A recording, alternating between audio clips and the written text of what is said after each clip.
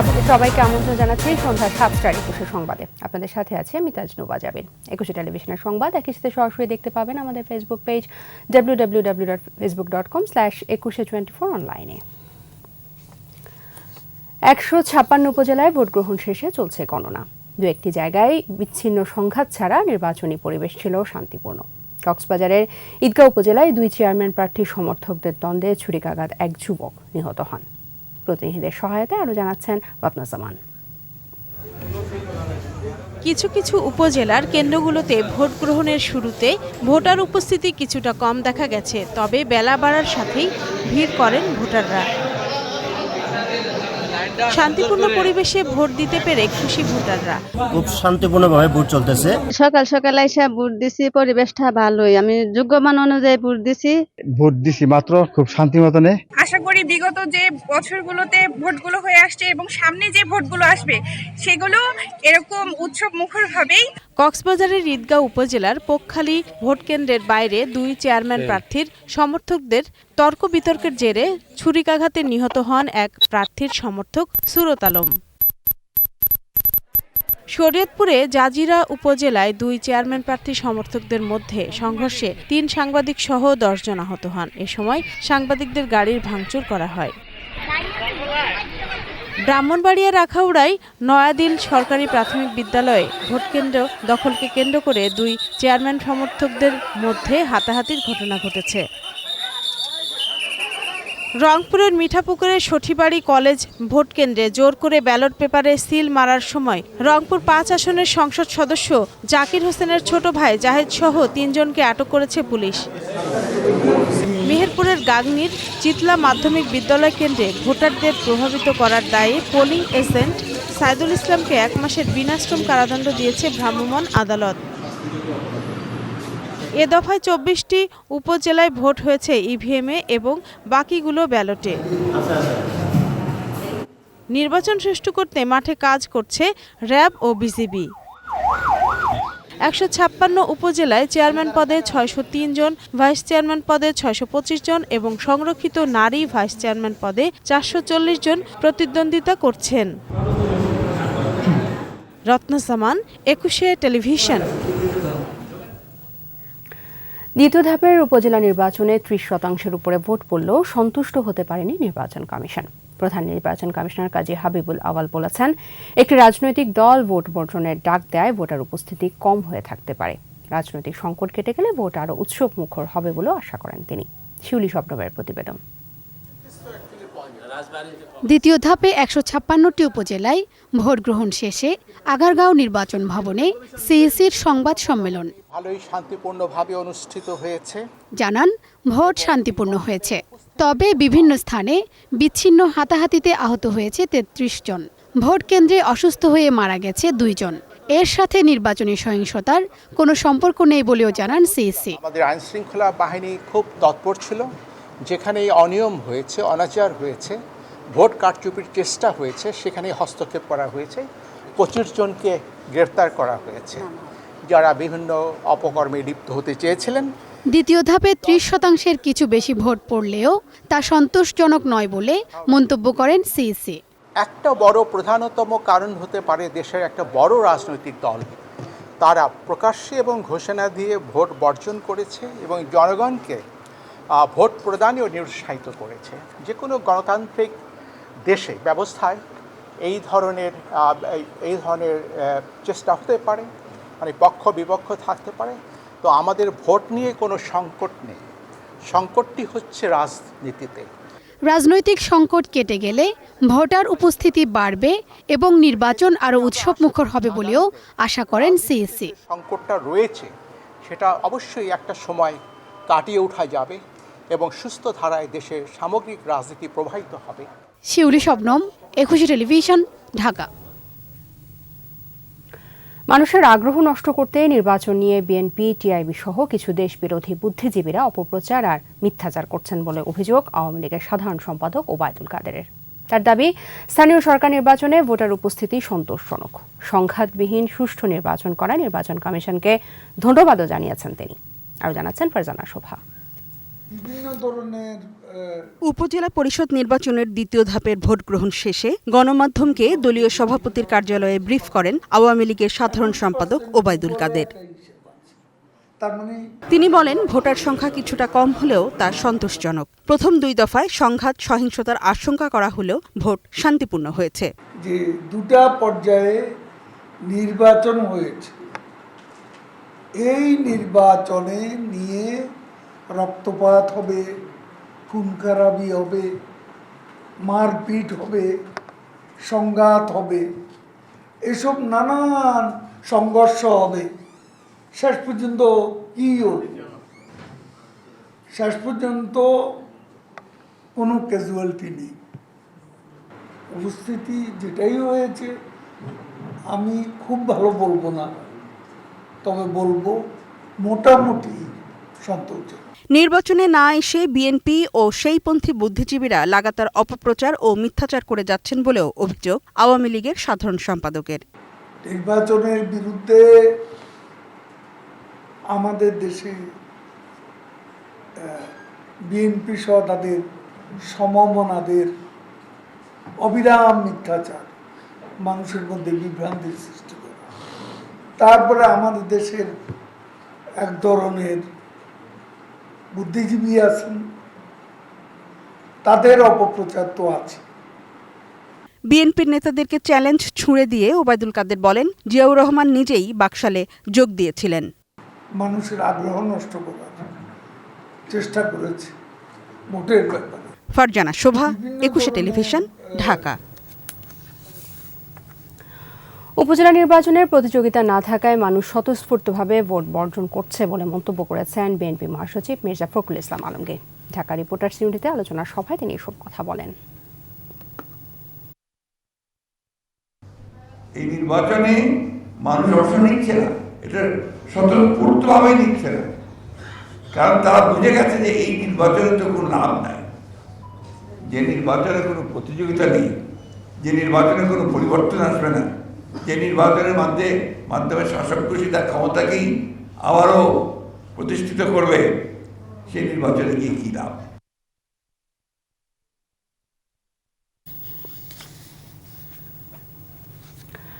নির্বাচনের আরো খবর জানতে রংপুর থেকে সরাসরি যুক্ত হচ্ছে লিয়াকত আলী বাদলের সাথে। বাদল, রংপুরের মিঠাপুকুরে ভোট গ্রহণের সময় বিচ্ছিন্ন কিছু ঘটনা ঘটেছিল, পরে আর কোনো সংঘাত সহিংসতা হয়েছে কি, আর বর্তমানে নির্বাচন পরবর্তী অবস্থা সম্পর্কে আমাদের জানাবেন। রংপুরের যে আজকে 2টি উপজেলায় নির্বাচন অনুষ্ঠিত হয়েছে, একটি মিঠাপুকুর উপজেলা এবং অপরটি পীরগঞ্জ উপজেলায়। মিঠাপুকুর উপজেলায় ব্যাপক বিচ্ছিন্ন ঘটনা ঘটেছে, সংঘর্ষ হয়েছে, ধাওয়া পাল্টা দেওয়া হয়েছে, জাল ভোট হয়েছে এবং ভুয়া এজেন্টও ধরা পড়েছে। বিশেষ করে সঠিবাড়িতে জাল ভোট দিতে গিয়ে এখানকার যে স্বতন্ত্র সংসদ সদস্য জাকির হোসেনের ছোট ভাই জাহিদ হোসেনকে সহ 3 জনকে জাল ভোট দেওয়ার সময় হাতে নাতে পুলিশ ধরেছে এবং তার মধ্যে 2 জনকে 10,000 টাকা করে জরিমানা করা হয়েছে।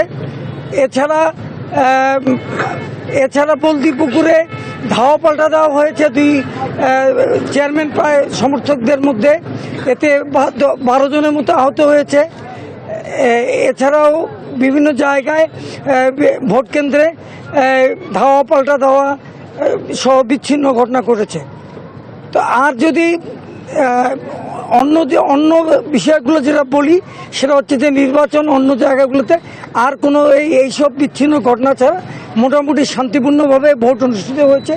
তবে ভোটারদের উপস্থিতি এবার খুবই কম ছিল এবং মানে নির্বাচন কর্মকর্তারা বলছেন যে এখানে 30 থেকে 35% ভোট কাস্ট হয়েছে।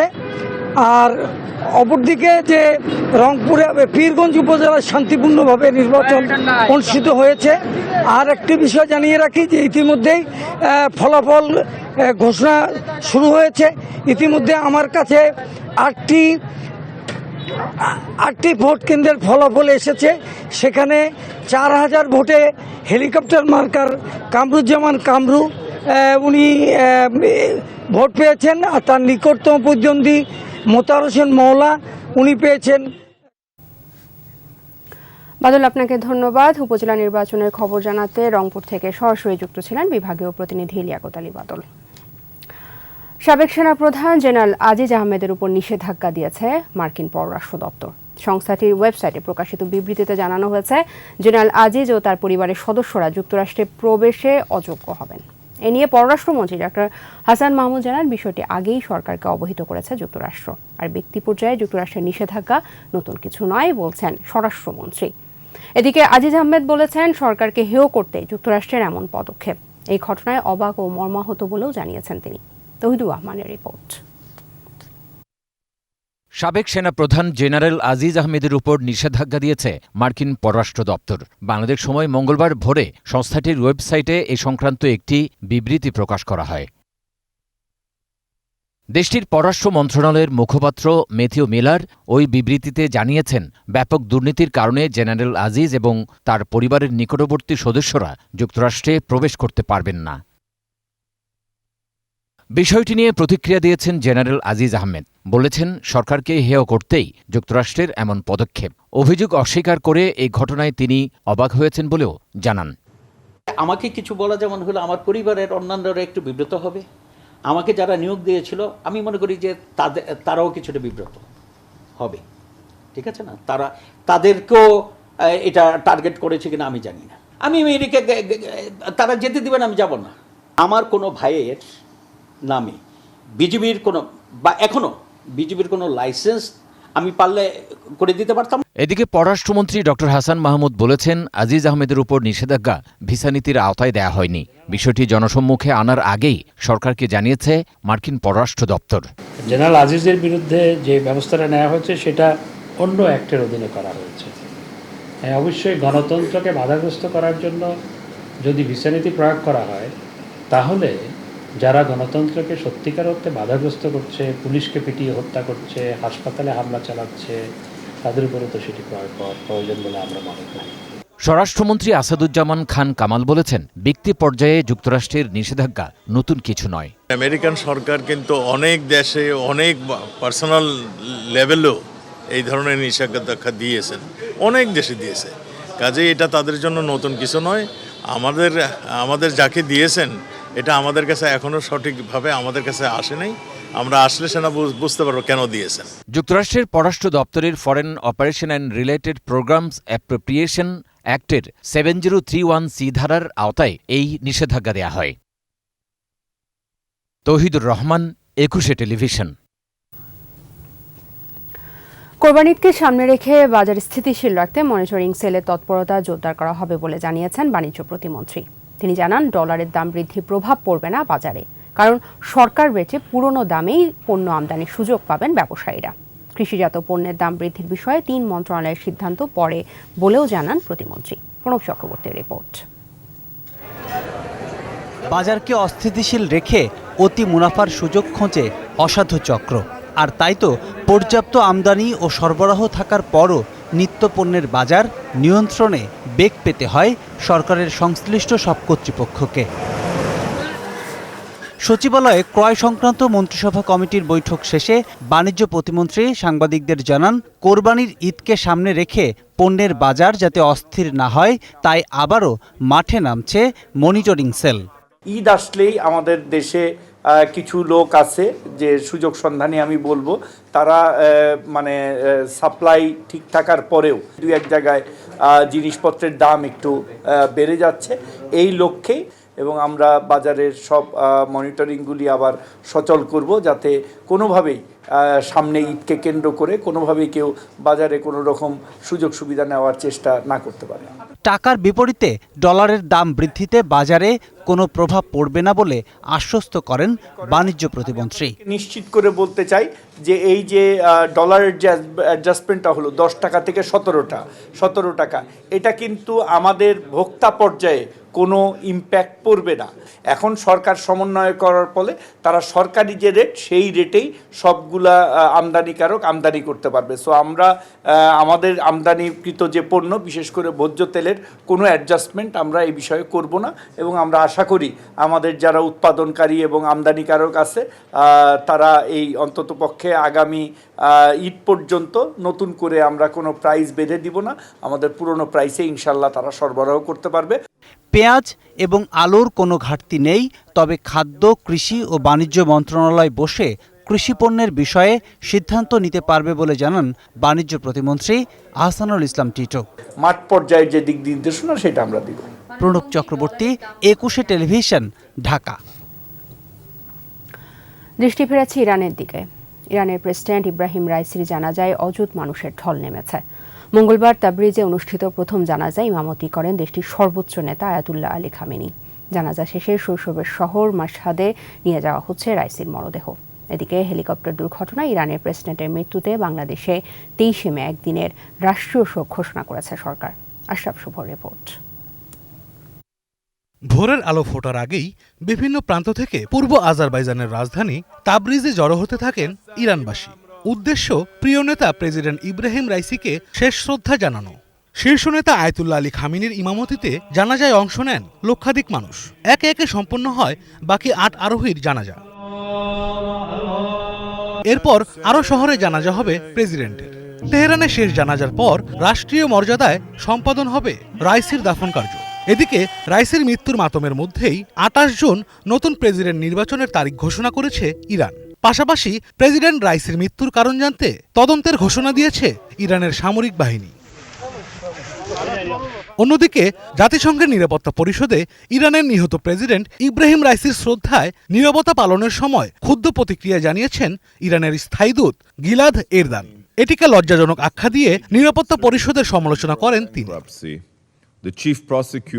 রাইসির হেলিকপ্টার বিধ্বস্তের পর ইরান যুক্তরাষ্ট্রের কাছে সহযোগিতা চেয়েছিল বলে জানিয়েছেন মার্কিন পররাষ্ট্র দপ্তরের মুখপাত্র ম্যাথিউ মিলার। তবে ওয়াশিংটন কোনো সহায়তা করেনি বলে জানিয়েছে তেহরান। আশরাফ শুভ, 21 টেলিভিশন। সংবাদের পর্যায়ে নিচ্ছি বিরতি, ফিরে এসে থাকবে। এখনও নিখোঁজ এমপি আনার কাজ করছে সরকারের একাধিক সংস্থা, জানালেন স্বরাষ্ট্রমন্ত্রী। বিকারুনেসে 169 শিক্ষার্থীর ভর্তি বাতিল, অপেক্ষমান তালিকা থেকে ভর্তির নির্দেশ হাইকোর্টের। সবই হবে বাসায় বসে। আইডিএলসি আমার ফাইন্যান্সিয়াল পার্টনার বলেই সেভিংস করতে পারছি ডিজিটালি।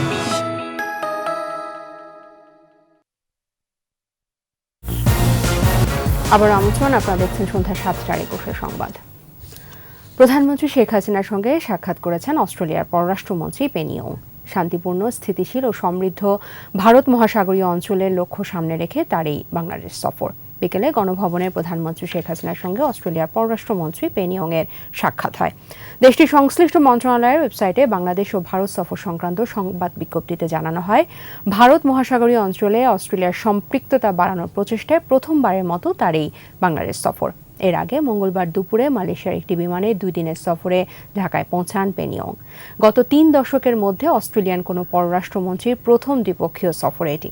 বাণিজ্য ও বিনিয়োগ বৃদ্ধি সহ জলবায়ু পরিবর্তন, অঞ্চলভিত্তিক সামুদ্রিক নিরাপত্তা এবং মানব পাচারের মতো চ্যালেঞ্জগুলোর বাস্তবমুখী সমাধান নিয়ে আলোচনা হয় সাক্ষাতে। ভারতে চিকিৎসা নিতে গিয়ে নিখোঁজ ঝিনাইদহ 4 আসনের সংসদ সদস্য আনোয়ারুল আজিম আনারের বিষয় এখনো কিছু জানা যায়নি। এই বিষয়ে কোনো হালনাগাদ তথ্য নেই বলে জানিয়েছেন স্বরাষ্ট্রমন্ত্রী আসাদুজ্জামান খান। সচিবালয়ে এক বৈঠকের পর সাংবাদিকদের প্রশ্নের জবাবে তিনি বলেন, ইমিগ্রেশন পার হয়ে তিনি যথাযথভাবেই ভারতে গিয়েছেন। খোঁজ না পেয়ে পরিবার পুলিশের সঙ্গে যোগাযোগ করার পর সরকারি সব সংস্থা এগিয়ে এ নিয়ে কাজ শুরু করছে। শিগগিরই তার বিষয়ে জানা যাবে বলে আশ্বস্ত করেন স্বরাষ্ট্রমন্ত্রী।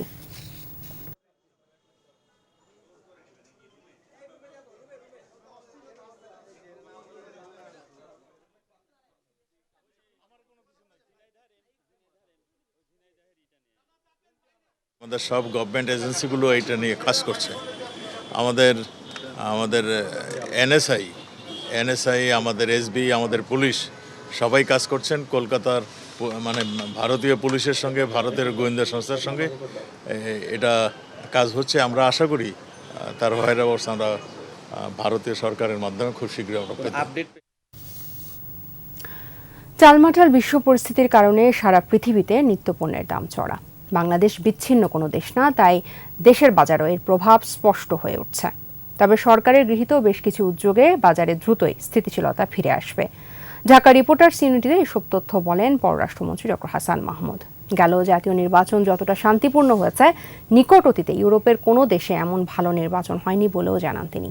তিনি আরও বলেন, 42% ভোটারের ভোটে এই নির্বাচন এবং সরকার গঠন করায় প্রধানমন্ত্রীকে স্বাগত জানিয়েছে 80টিরও বেশি দেশের সরকার ও রাষ্ট্রপ্রধান। এমন শক্ত অবস্থানে থেকে সকল বন্ধু রাষ্ট্রের সাথে আন্তরিকতার সাথে সরকার কাজ করতে চায়। সেক্রেটারি অফ স্টেট তিনি এসেছেন ভেরি পজিটিভ নোট, এবং তিনি যেটি বলেছেন আমরা সম্পর্ককে এগিয়ে নিয়ে যেতে চাই, putting aside the issues that created confusion in the relationship, সেগুলোকে দূরে রেখে আমরা সম্পর্ককে এগিয়ে নিয়ে যেতে চাই। এটি ছিল তার বক্তব্য, একই বক্তব্য আমাদেরও ছিল। আমরা সম্পর্ককে এগিয়ে নিয়ে যাওয়ার লক্ষ্যেই কাজ করছিলাম।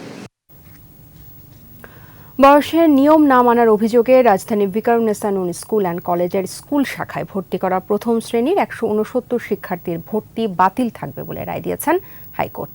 দুটি রিটে জারি করা রুলের উপর চূড়ান্ত শুনানি শেষে বিচারপতি JBM হাসান ও বিচারপতি রাজিক আল জলিলের বেঞ্চ এ রায় দেন।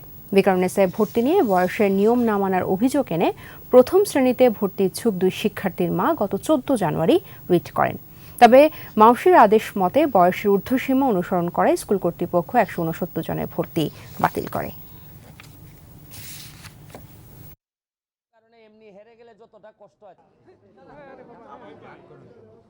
এরা কষ্ট পাচ্ছে বা এদের গার্ডিয়ান, আমিও তো 2টা বাচ্চার মা বাবা। কেন পড়লেন আর এটা কি হলো আজকে? Thank you. এই সুমন হয়েছে। আজকে আমাদের যে রিটটা ছিল, আমরা এই যে এজ লিমিটের বাইরে যাদের ভর্তি সেটা যে চ্যালেঞ্জ করেছিলাম সেটা বহাল থাকলো, অর্থাৎ তাদের ভর্তিটা বাতিল হয়ে গেল এবং ওয়েটিং থেকে ফিল আপ করার জন্যে নির্দেশনা দিল। 15 দিনের মধ্যে এই ওয়েটিং লিস্ট থেকে ইলাইজেবলদের নিয়ে ভর্তি কার্যক্রম সম্পন্ন করতে হবে। শুধু যে পথের দূরত্বই কমেছে তা কিন্তু নয়, কাঙ্ক্ষিত সেবাও নিশ্চিত করেছে এক্সপ্রেসওয়ে কর্তৃপক্ষ। রাতবিরাতে দুর্ঘটনা কিংবা দুর্বিপাকে মুহূর্তেই পৌঁছে যায় সাহায্যকারী দল। সব মিলে যানজটের রাজধানীতে গতি এনেছে এক্সপ্রেসওয়ে। ইয়াকুব লিটুর ছবিতে আরও বিস্তারিত জানাচ্ছেন অখিল পোদ্দার। রাত তখন 3টা। এক্সপ্রেসওয়ে ধরে বিমানবন্দর যাচ্ছিলেন মাদারীপুরের নেওয়াজ চৌধুরী। পথিমধ্যে চাকা পাংচার হলে দুর্বিপাকে পড়েন তিনি। বিমান ছাড়তে বাকি তখন 1 ঘন্টা। কিছু বুঝে ওঠার আগেই ঘটনাস্থলে উপস্থিত সাহায্যকারী টহল দল। লাগেজসহ নেওয়াজের পরিবার টহল গাড়িতে পৌঁছান বিমানবন্দরে। বাংলাদেশের সিনারিওতে এরকম হেল্প কারো থেকে পাওয়া যাবে, ইটস ভেরি রেয়ার। আমি একজন ডাক্তার, আমি বাংলাদেশে এই ধরনের আমি সার্ভিস কোনোদিন আমি এক্সপিরিয়েন্স হয়নি। Suddenly my tire just bursted out, so we were in a little bit of trouble, but thank God within just 2 minutes the first Dhaka Elevated Expressway Co Limited FDEEE came within 2 minutes, and mashallah their service was so good. এই সার্ভিসটা আমার মনে হয় না যে বাংলাদেশের অন্য কোনো জায়গায় আমরা কখনোই পেতাম না। এক্সপ্রেসওয়ের তাৎক্ষণিক সেবার কারণে দুর্ঘটনা থেকেও রক্ষা পাচ্ছেন যাত্রীরা। ছিনতাই কিংবা ডাকাতিকালেও হঠাৎ উপস্থিত টহল দল। সিসি ক্যামেরার বদৌলতে 24 ঘন্টার সেবা পাল্টে দিয়েছে এক্সপ্রেসওয়ের চিত্র।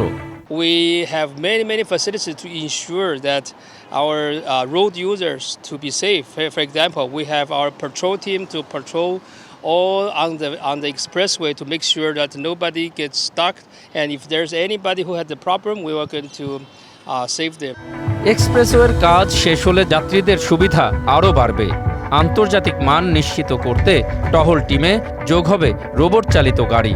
এরই মধ্যে সব ধরনের প্রস্তুতিও নিয়েছে সংশ্লিষ্ট কর্তৃপক্ষ। এক্সপ্রেসওয়ে থেকে নামা কিংবা উঠা দেয়ার আর সার্টেন প্লেস, তাছাড়া উঠানামা যায় না, এবং কোনো পেট্রোল পাম্পে লুজ পেট্রোল বিক্রি করে না। সুতরাং সেসব ক্ষেত্রে আমরা আমাদের পেট্রোল গাড়ির থেকে আমরা এক্সপ্রেসওয়ে ব্যবহারকারীদেরকে পেট্রোল দিয়ে থাকি, পেট্রোল, অকটেন, ডিজেল, যার যা প্রয়োজন হয় সেটা আমরা দিয়ে থাকি। চাকা নষ্ট হলে আমরা চাকা দিই। সার্বিক সেবার মানে সন্তোষ প্রকাশ করেছেন সাধারণ যাত্রী। মাঝ রাস্তায় আমাদের গাড়ি নষ্ট হয়ে গেছিল, যেটার জন্য আমরা অনেকটা প্রবলেমে পড়ে গিয়েছিলাম, কিন্তু এক্সপ্রেসওয়ে টিম আমাদেরকে খুব সুন্দর করে হেল্প করেছে, যার কারণে আমরা এখন অন টাইমে আমরা এখন বাসায় পৌঁছাতে পারবো। ঢাকার দুর্বিষহ যানজট থেকে মুক্তি মিলতে এক্সপ্রেসওয়ে ব্যবহারকারীর সংখ্যা দিন দিন বেড়েই চলেছে। তবে এর উপরে উঠে মাঝে মধ্যেই ছোটোখাটো দুর্ঘটনায় পড়েন যাত্রী আর চালকেরা। কর্তৃপক্ষ বলছে এর জন্য মোটেও বিচলিত যেন কেউ না হয়, কারণ মুহূর্তের মধ্যেই সেখানে পৌঁছে যায় উদ্ধারকারী দল। অখিল পোদ্দার, 21 টেলিভিশন, ঢাকা। চিকিৎসা ব্যবস্থার উন্নয়নে দেশের মাতৃ ও শিশু মৃত্যুর হার উল্লেখযোগ্য হারে কমেছে। এই চিত্র যেমন আছে, তেমনি এই বাস্তবতাও রয়েছে, যেখানে প্রতিদিন শুধু সন্তান জন্ম দিতে গিয়ে কমপক্ষে 11 জন মায়ের প্রাণ ঝরে যায়। প্রশ্ন হলো, কেন এমনটা হচ্ছে? চিকিৎসকদের সাথে কথা বলে উত্তর খোঁজার চেষ্টা করেছেন মিনালা দিবা। 10 মাস 10 দিন গর্ভে ধারণ, মাতৃত্বের এই যুদ্ধ জীবন মৃত্যুর লড়াইয়ের মতন। এদেশের আর্থসামাজিক বাস্তবতায় সব মায়েরা সফল হয় না, অভিজ্ঞতা থাকে না, ন্যূনতম প্রস্তুতিও থাকে না, বরং থাকে কুসংস্কারের পরিবেশ। এরই মাঝে একজন মায়ের পথ চলা, স্বাস্থ্য পরীক্ষা কিংবা পরিচর্যা বহু দূরের বিষয়। এই যাত্রায় অনেকে কষ্টে উতরে যায় ঠিকই, কিন্তু কারো কারো ভাগ্য প্রসন্ন হয় না। অকাল গর্ভপাত বা মিসক্যারেজ হয়। দুর্ঘটনা বলা হলেও পরিবারের সদস্যরা অবহেলার দায় এড়াতে পারেন না। নিয়মিত 4 বার চেক আপ করার বিষয়টা যদি আমি জানতাম, তাহলে আমার আগে দুইটা যে মিসক্যারেজ হয়েছে, আমি আমার সন্তান দুটো হারাতাম না। তো সন্তান হারানোর বেদনা কিন্তু ওই মাই জানেন। মা তার সুরক্ষার জন্য আসলে একটা ফ্যামিলি সবারই কিছু না কিছু করা লাগে, তো স্বাভাবিকভাবে সেই দায়িত্ব অনেকাংশে বর্তায় হচ্ছে স্বামীর উপর। স্বাস্থ্য অধিদপ্তরের তথ্য বলছে, দিনে গড়ে 11 জন মা প্রাণ হারান। দেশে গেল বছর সর্বশেষ স্যাম্পল ভাইটাল রেজিস্ট্রেশন সিস্টেম জরিপ পরিচালিত হয়েছে, যেখানে দেখা যায় 65% শিশু হাসপাতালে ভূমিষ্ঠ হয়, বাকি 35% বাড়িতে। বাংলাদেশে যে মাগুলো মারা যায়, তার মধ্যে যে অন্যতম যে কারণগুলো রয়েছে, তার প্রথম কারণই হলো প্রসব পরবর্তী রক্তক্ষরণ, একলামশিয়া প্রি-একলামশিয়া, যেটাকে আমরা আমাদের সাধারণ ভাষায় বলে খিচুনি রোগ, তাতে 24% মা মারা যায়। সেই বাধাগ্রস্ত প্রসবের জন্য বাংলাদেশে যে 3% মা মারা যায়, সেটাকে আমাদের প্রতিরোধ করা। এই কাজগুলো করার জন্য আমরা অনেকগুলো অ্যাক্টিভিটিস আমাদের রয়েছে। আমরা মানুষকে পরামর্শ দিচ্ছি, মানুষকে সেবা দিচ্ছি, আর যে জায়গায় আমরা কাজটা করতে পারছি না, সেক্ষেত্রে আমরা উপযুক্ত স্থানে আমরা সেই রেফারাল কার্যক্রমটা করছি। এখনো দেশে 30% প্রসবের ঘটনা ঘটে অদক্ষ দায়ের মাধ্যমে। আবার প্রতি বছর প্রসবজনিত রক্তক্ষরণে 31% গর্ভবতী মায়ের মৃত্যু ঘটে। আরও ভয়ঙ্কর তথ্য, গর্ভকালীন সময়ে কমপক্ষে 4 বার চিকিৎসকের পরামর্শ নেয়ার কথা থাকলেও অনেকেই তা নেন না। বছরে প্রায় 53 লাখ মা প্রেগনেন্ট হচ্ছে বাংলাদেশে। এর মধ্যে প্রায় 25%, মানে আমরা বলি এটা আনইনটেন্ডেড প্রেগন্যান্সি, মানে আমি বাচ্চা চাই না। বেশিরভাগই আমরা দেখি যে একটা আনসেফ অ্যাবর্শনের দিকে চলে যায়। পরিমিত খাবার, বিশ্রাম ও চলাচলের সাধারণ বিধিনিষেধ মেনে চলার কথা বলা হলেও কয়জনই বা তা মানতে পারেন। তার শারীরিক পুষ্টি দরকার আছে, তার মানসিক পুষ্টি দরকার আছে, ফিজিক্যাল হেলথ এক্সারসাইজের দরকার আছে, হ্যাঁ। এবং মায়েকে বলা, এবং পাশাপাশি মায়ের সাথে যারা থাকেন, হ্যাঁ, যারা মার সাথে থাকেন, পরিবারে যারা থাকেন মাকে দেখার জন্য, তাদেরকে বুঝিয়ে বলা যে মাকে তার কি সাপোর্ট দেওয়ার আছে। যখন তার লেবার পেইন উঠবে, কীভাবে কাকে সে অবহিত করবে, কীভাবে হাসপাতালে আসবে, অ্যাম্বুলেন্সের ব্যবস্থা, এসব নানা রকম অনেক কিছু বিষয় আছে, সেই সব বিষয়ে পরামর্শ দেওয়া হয়। এই 4টা ভিজিটে আমরা এই ভাগ করেছি, যাতে করে একজন মা একটা সুস্থ সবল শিশু জন্ম দিতে পারে। টেকসই উন্নয়ন লক্ষ্যমাত্রা অর্জনে 2030 সালের মধ্যে মাতৃমৃত্যুর হার কমাতে এখন জনসচেতনতার কোনো বিকল্প দেখছেন না স্ত্রীরোগ বিশেষজ্ঞরা। মিনালা দীপা, 21 টেলিভিশন, ঢাকা। সন্ধ্যা সংবাদে আবারও বিরতি, ফিরে এসে থাকবে। ভাড়া বেড়ে যাওয়ায় নৌপথে যাত্রী সংকট, বন্ধের পথে বরিশাল ঢাকা সহ বিভিন্ন রুট। গাজায় ইসরায়েলি হামলায় নিহত শতাধিক, ধ্বংসস্তূপের নিচে আটকা অনেকে। সবই হবে বাসায় বসে। আইডিএলসি আমার ফাইন্যান্সিয়াল পার্টনার বলেই সেভিংস করতে পারছি ডিজিটালি।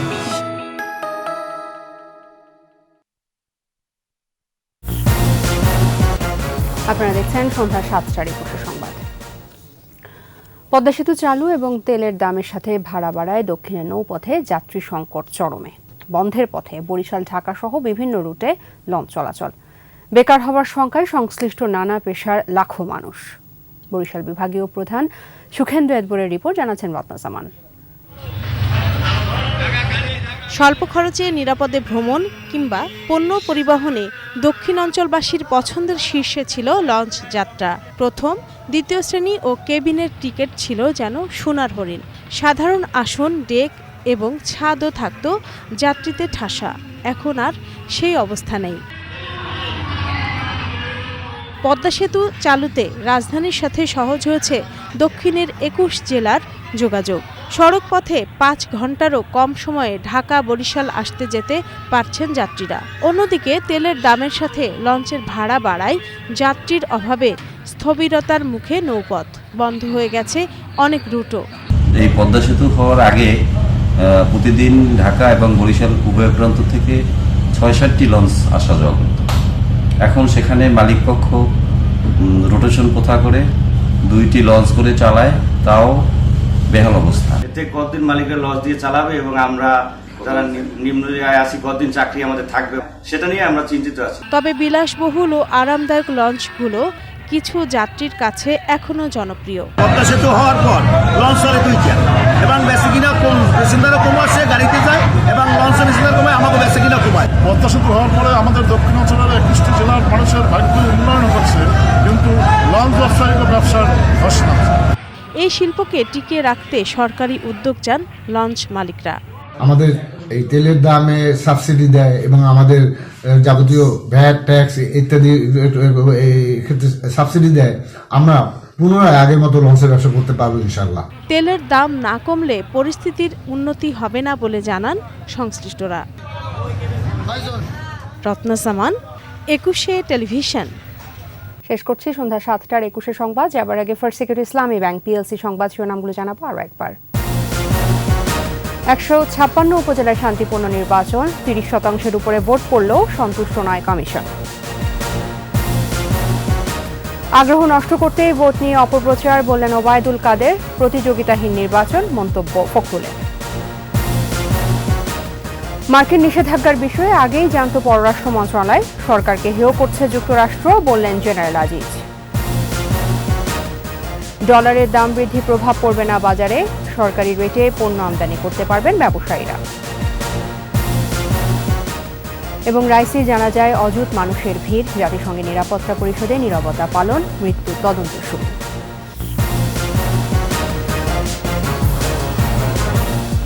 একুশে টেলিভিশনের সর্বশেষ খবর জানতে ডায়াল করুন 2021 নম্বরে, ভিজিট করুন 21-tv.com এই ওয়েবসাইটে। ফেসবুকও লগ ইন করতে পারেন facebook.com/2124 অনলাইন। আমাদের পরবর্তী সংবাদ রাত 9টায় দেখার আমন্ত্রণ রইল।